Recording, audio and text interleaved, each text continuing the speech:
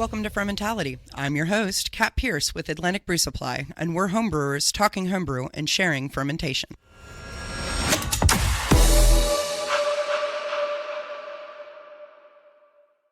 Welcome to Fermentality. This episode we have Sam Kanthak, certified BJCP judge and president of Carboy Homebrew Club in Raleigh, North Carolina. Sam, why don't you introduce yourself and tell our listeners what you do for a living first, and then how you got started in homebrewing? Yeah, the two are actually pretty tied together. I've been a seller of custom plastic, metal, and rubber parts for a company called Protolabs for the last 9 years. And I actually got into homebrewing through one of my work colleagues. Big into beer. You know, I would travel to breweries every weekend, different ones around Minneapolis, and ran into a coworker who had been brewing for a couple of years.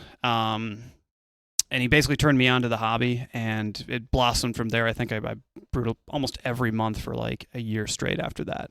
Oh, so wow. I really got into it, and so right away. So obviously it was a coworker that got you into it, but you know, there are many hobbies that we all try that, you know, just end up not sticking. I am what you would consider a serial hobbyist. Yeah. You know, I pick one up and I get really, really excited about it, and then I drop it. Yeah. What was it about homebrewing that made it stick for you? Yeah, it's a balance of art and science to me, which I really appreciate. You know, you have to have your process dialed, and it has to be a specific way for you not to throw off flavors, to have consistency, you know, et cetera, et cetera. But you can also use like creativity in recipe design, ingredients that you use. So it's been like a fun medley of, like I said, science and art at the same time for me. Yeah, and that's for what's sure. been keeping me going. So I can definitely, vibe with that for sure. For me, it's more about the art and more about feeling like it's cooking. I'm not very good with the science, which is why I pull people like you to come in and talk about it. Sweet. Yeah. So, you are, once again, the president of Carboy Homebrew Club. Tell us a little bit about Carboy and what makes this club unique. Yeah, so Carboy has been around since 1995. I did have to look this up. The club is Cary, Apex, Raleigh. We also have members in Gardner, basically around the capital of North Carolina. And it's a large club, I believe, relative. It's 50 to 60 paid members a year, and then the meetings will typically get between 20 to 30 people. What makes it unique is the amount of people that get involved with different aspects of the club. So managing that many people requires 5 board members, basically, or not board members, like chairs, we call them. So we've got an educational chair, we have a social chair, we have a finance chair, and a president role, which is mine currently. And on top of that, we have Shamrock, which is the same thing. There's 4 or 5 roles within that. And then we have members that will host educationals. We've got members that will host Mead Day.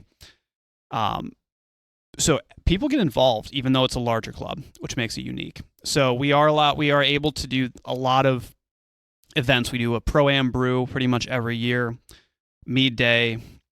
Every quarter, we try to do a trip to, let's say, 30, 40 hour outside of the area to go to different breweries. We typically will also host a Iron Brewer event, which is really fun, where someone will pick an undisclosed ingredient, and it's a funky ingredient like Earl Grey tea or like something like that. And kind of like Iron Chef. Yeah, exactly, like Iron Brewer. Chef. And members will have to get in teams and brew that day with that ingredient, not knowing what it is. So they will choose, you know, whether they put it in the mash or the boil, or they extract it and throw it in after fermentation's complete.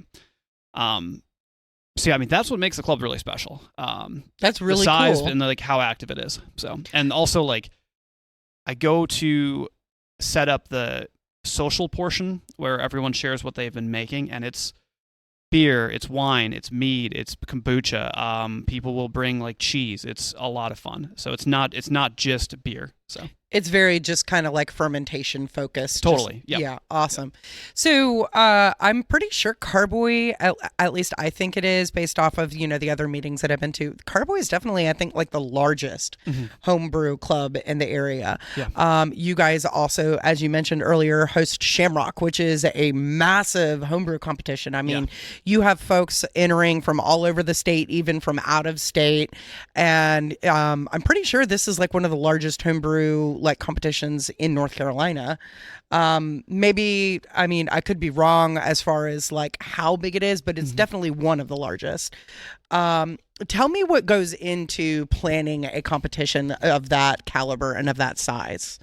Yeah. So what's funny is I actually don't know a whole lot. Being president, I am responsible for getting the right people in the right place to conduct that competition. Yeah, precisely. And we have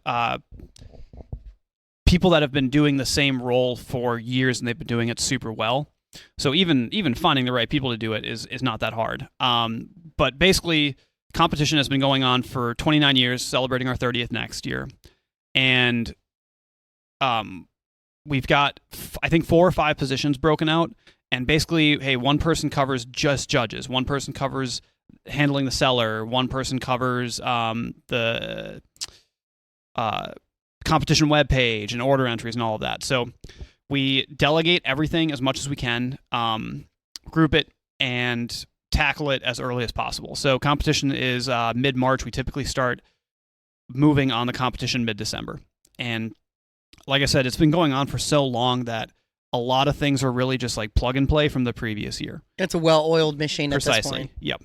Yeah. So when I was judging for the first time, I think Shamrock was like my second competition that I had ever judged, and cool. I was like really, really impressed with the amount of organization that went along with it.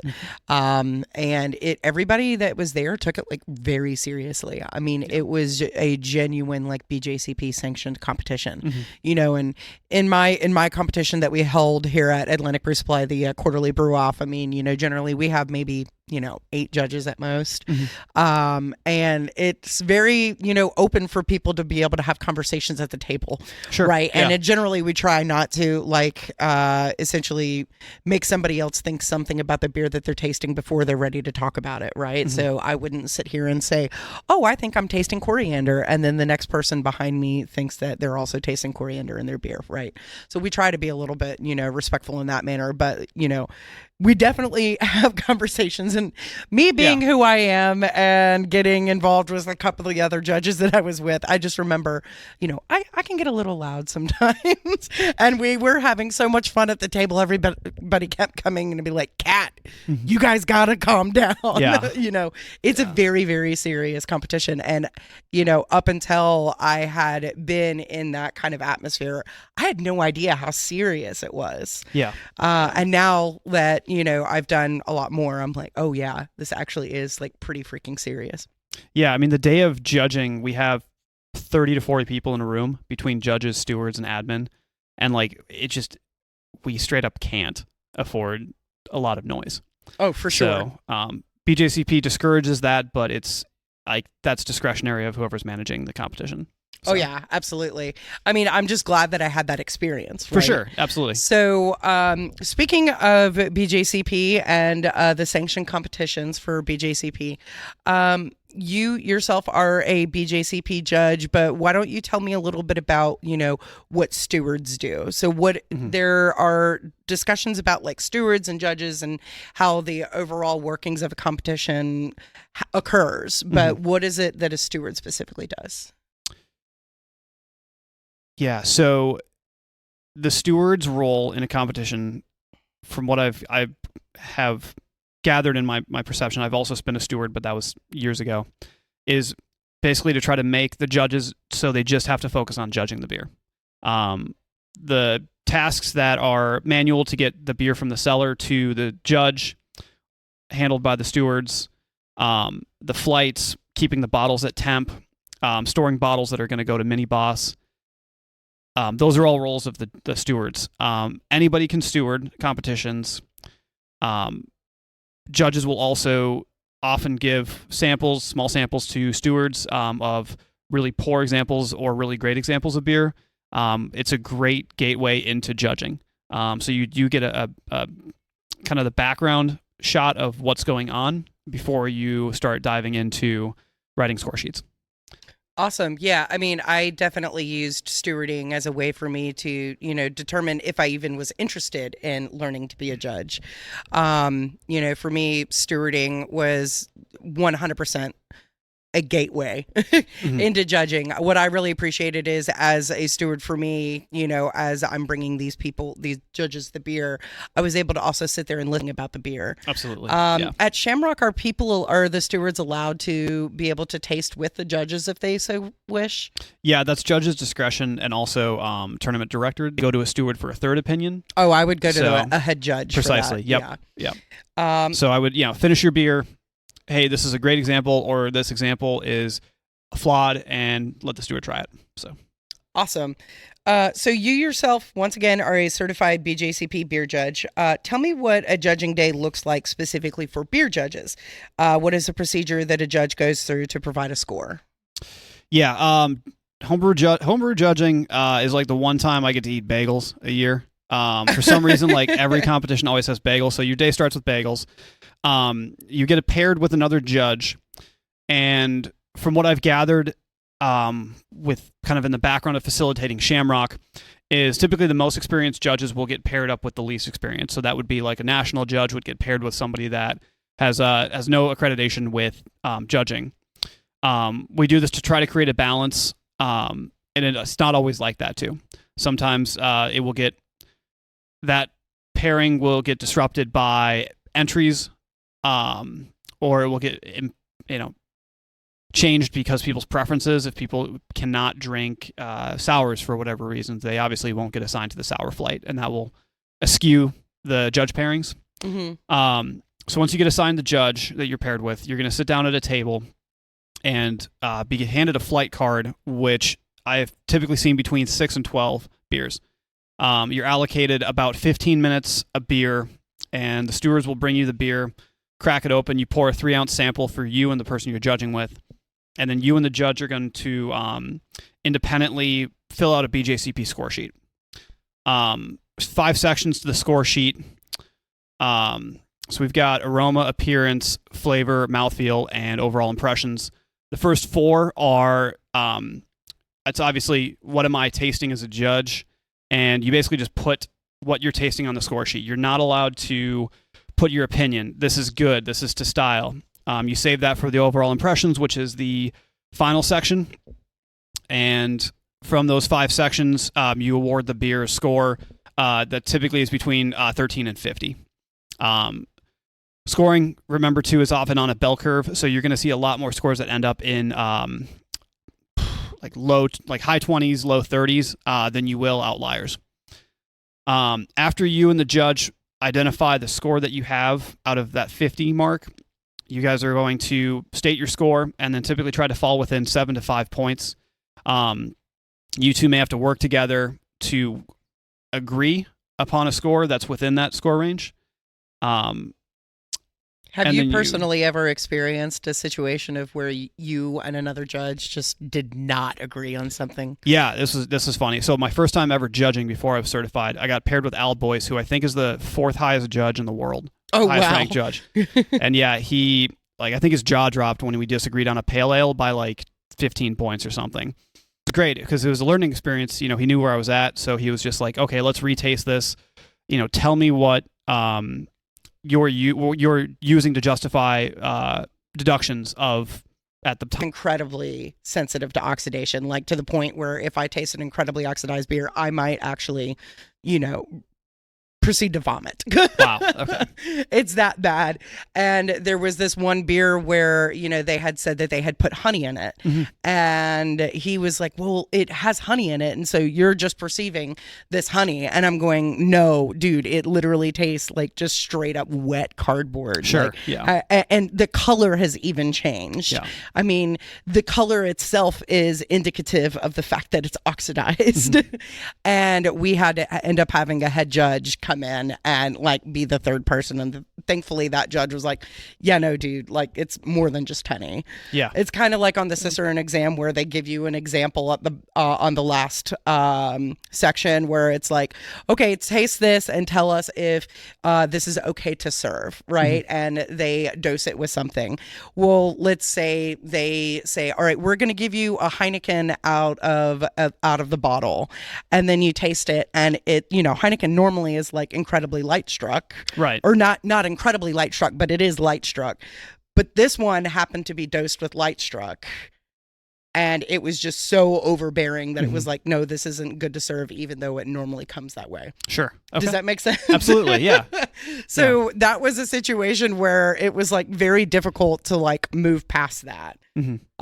So anyway, just interesting story. Essentially, for like the listeners, one of the things I will say is, you know, if you feel like you're tasting something and the other person says that they're not perceiving it, just because the other person isn't perceiving it doesn't mean it's not there. Absolutely. Yeah. You know, we all come from different backgrounds and different worldviews and different experiences of being able to taste and perceive things, whereas others may not have had those same experiences. So anyway, wow, that went off on a tangent. Hey, let it roll. There's a lot that goes into specifically getting the BJCP certified beer judge certification. Can you tell us a little bit about what is required to get that certification? Yeah, so for BJCP certified, 3 things you got to do. The first is you have to pass the online exam. Last I recall, it's 180 questions. You got an hour to crush it, and you have to get above a 60% to pass fail. How many beers again are you tasting? 0. This is online.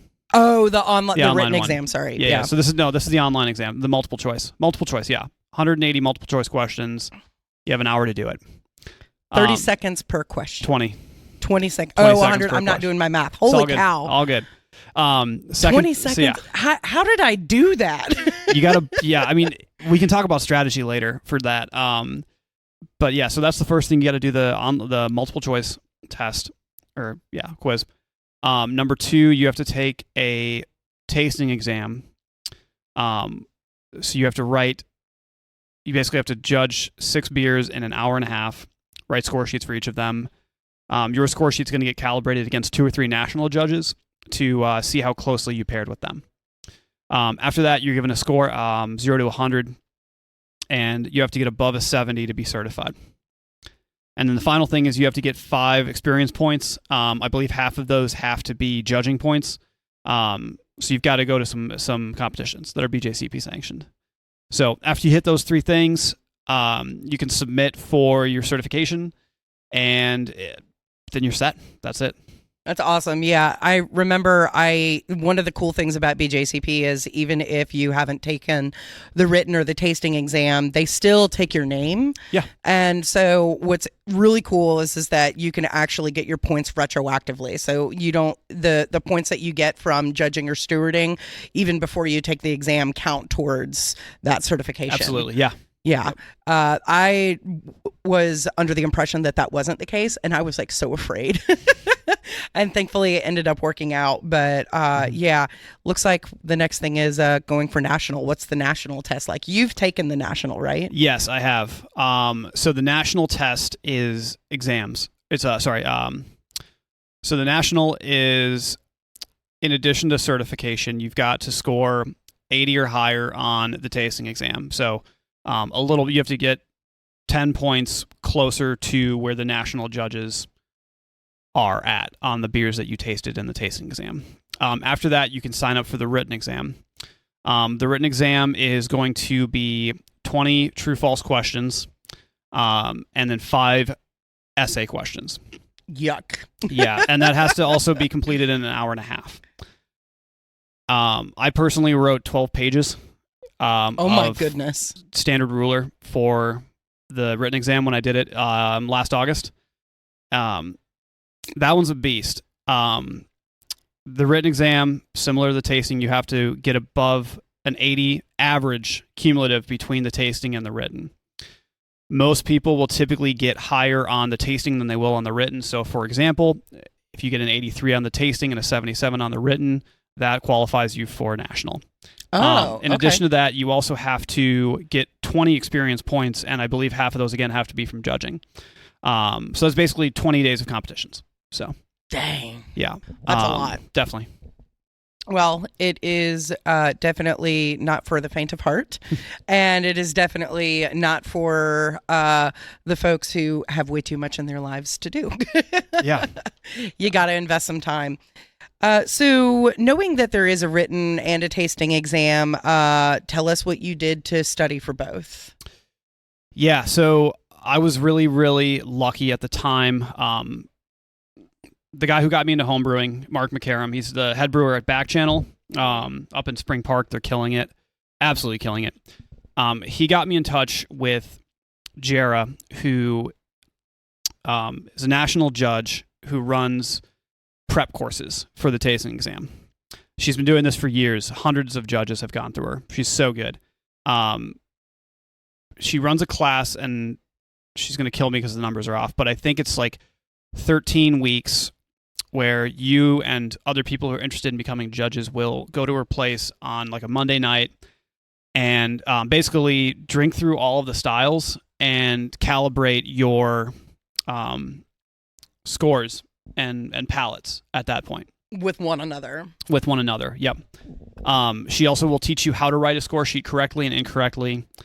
You will also go through the brewing process from how the ingredients are made through packaging and storage.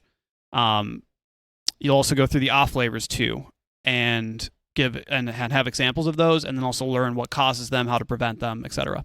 Nice. So that prepares you for it so well. I don't know how I would have gotten under a 70 after going through her class, because it's so thorough and she does such a good job. So that's what I did for the tasting exam the first time I did it. Mm-hmm. The written exam, again, I got in touch with somebody named Garrick, fantastic human, hopefully soon to be master judge and produce some really good literature on brewing. He helped me with the written exam by providing a document that I believe was like 230 pages or something.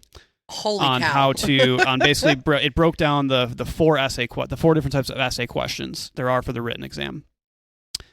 And what we did, I think 8 weeks up until I did the written exam, we met every Sunday night and did 1 or 2 practice exam questions, and then we compared our answers. So that way we were on the same page. He also broke the test down in such a great way. So he was like, okay, you get 20 seconds per multiple choice question, per true false question. And then after that, you get 17 minutes per exam or per essay question. And you really have to stick to that, because obviously if you don't put anything on the paper, you don't get a score for it. So it's not like you have to game the system, but you have to know how to take the tests.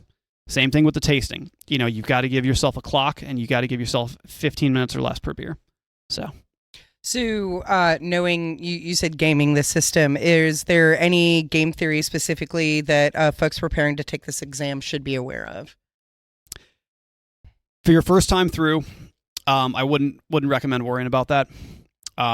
Use the tools and resources that are found on the BJCP website. Calibrate your palate with other judges that are certified. Once you get into trying to get like high 80s into the 90s, like I think you've got to go into it and maybe with a little like, hey, I need to think about who I'm judging with, or who the other exams judges are, and try to get in their mindset of the beer. It's a really hard thing to explain. I really wouldn't worry about it if you're doing the tasting exam and just trying to get certified. Written exam, there's no game theory. Like, it's either you know it or you don't. For sure. Which is intense, to say none the least. I mean, I'm really thankful that here in the Triangle we have a plethora of folks that are interested in taking these types of exams. I mean, hell, you and I, when you went to go take retake your tasting for national, studied together, and that was really beneficial for me, because even though I was just going for certified, I still had the opportunity to study and taste beers and judge beers with someone else in the local area that was willing to host. Yeah. And also willing to share your experience. I mean, in the end, I would say this is just one of the reasons why you should join a homebrew club. Mhm. So, speaking of which, in your opinion, what are some other reasons you should join a homebrew club? Yeah, community is definitely the biggest thing. Been brewing for 9 years at this point. The first 4, I was not involved with a homebrew club, and then I moved to another state and basically springboarded this hobby into finding friends through homebrew clubs. I'm a part of 3 of them right now. I've made lifelong friends through them, and it's really for me like a week or like a day or two, night or two out of the month that I get to just spend with other people with a similar mindset who love this hobby. It creates a community through it. It gets you more involved. I think you become a better brewer through it. Again, it might not be for everyone, but I would recommend at least checking out 1 or 2 clubs. Each club too has different character. It might not fit you. Move on to the next. Yeah, absolutely. I mean, for me, I would have to agree that community is the biggest part of it. I mean, you're not going to get better unless you are surrounded by like-minded individuals that also may know more about something specific that you don't know about, or even just, dialing it in with a friend. Mm-hmm. I will say working here in the homebrew shop has been like my biggest way for me to learn. So, maybe working, part-time at a local homebrew shop might be of assistance as well. But yeah, the community is the biggest part for me. I mean, I love this community. I love the people that are involved with it. Even in the commercial industry, like the folks that are involved in beer just as a whole are great humans, because you know what? I think beer can be a solution to many of world's problems. Sure. If people would just sit down and have a beer together. Yeah, definitely. So we're going to go through a speed round. Are you ready? Fire away. All right. First one, tell us about your homebrew setup. Yes, I run a 10-gallon SS Brewtech 3-pot system with a 14-gallon conical fermenter and 5-tap keezer. What is the one piece of equipment you can't live without? My whirlpool, for sure. God, yeah. Like, people talk about baking and like they pull something out of the oven and it's just that perfect like color. For me, brewing is like after you see that cone just sitting at the bottom and you know that like that ain't getting in your beer, you don't have to worry about it. That's just so sweet. Like, satisfying. Oh my God. I haven't had a whirlpool until like this system, and it's so much fun. Definitely not the best difference. Like minimal difference helps for sure. But yeah, like the satisfaction of the seeing satisfaction it is like another reason why I just keep brewing for sure. Excellent. So. What was the biggest mistake in home brewing that you have made? Yeah, not brewing intentionally. When I was like a year or two into brewing, I was like gifted a 9-piece set of oak spirals, and they were all different cuts and different wood and whatever. And like for the next 6 or 7 brews, I would always put something on oak, just because I had them. And like I not to say I ruined, but like I distracted away from good ales that I made at the time, because this ingredient was free to me. So I always just go back to like whatever you do with brewing, just do it intentionally. Because like, yeah, the ingredients could cost $5 or $10 more, but you're really taking 8, 10, 12 hours of your life to make this batch of beer. So sometimes home brewing doesn't always need to be frugal. Right. Yeah. Yeah. Not to denote against people that do like freezer empties for hops, but just do it intentionally. For sure. What have you brewed recently that you are proud of? Yeah, I made a Czech dark lager recently that took 4th place in the Triangle Cup. That was a really good beer. God, yeah. And then I also like completely screwed up an Irish stout recently, and it tastes like a great dark mild. So kind of happy with that. You missed the target and it still works. So just got to repaint where the arrow is, or the bullseye, or the target is. Yeah, happy trees, right? Definitely, yeah. What advice do you have for new home brewers or folks interested in starting the hobby?